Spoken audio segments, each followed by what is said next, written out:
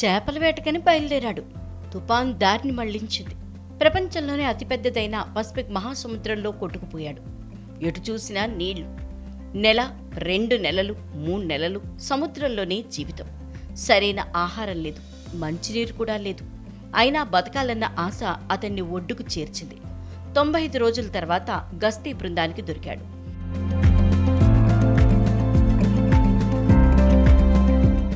Cinema స్టోరీని తలపిస్తున్న ఈ కథ పెరువియన్ తీరంలో జరిగింది. పెరువియన్ తీరంలోని మార్కోనా పట్టణానికి చెందిన మాక్సిమో డిసెంబర్ 7న షిప్పింగ్, ఫిషింగ్ కోసం బయలుదేరాడు. 2 వారాల ట్రిప్. అందుకు తగ్గట్లుగాని ఆహారాన్ని కూడా ప్యాక్ చేసుకున్నాడు. 10 రోజుల తర్వాత వచ్చిన తుఫాన్ అతని పడవను దారి మళ్లించడంతో పసిఫిక్ మహాసముద్రంలో కొట్టుకుపోయాడు. అతని కుటుంబం పెరు సముద్ర గస్తీ దళాలు వెతకడం మొదలుపెట్టాయి. మరోవైపు నట్టనడి సముద్రంలో తప్పిపోయిన మాక్సిమోకు ఎటు చూసినా నీళ్లు, కుటుంబంపైనే ధ్యాస. తన తల్లి గురించి, నెలల వయసున్న మనవరాలి గురించిన ఆలోచనలే.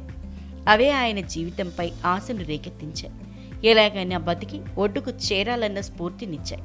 వర్షపు నీటిని ఒడిసి పట్టుకుని తాగాడు. బతకటం కోసం కీటకాలు, పక్షులు, తాబేళ్లను తిన్నాడు.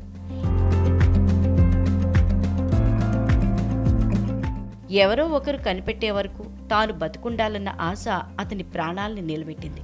నాపా కాస్ట్రో కుటుంబం, మత్స్యకారుల బృందాలు 3 నెలలుగా గాలిస్తూనే ఉన్నాయి.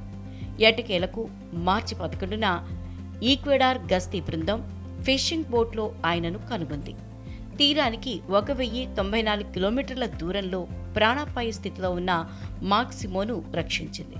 వెంటనే ఈక్వెడార్ పెరు సరిహద్దుకు సమీపంలోని పెటాలోని న్యూస్టా సెనోరా డిలాస్ మెరిస్టస్ ఆసుపత్రికి తరలించింది. చికిత్స అనంతరం కుటుంబ సభ్యులకు అప్పగించారు.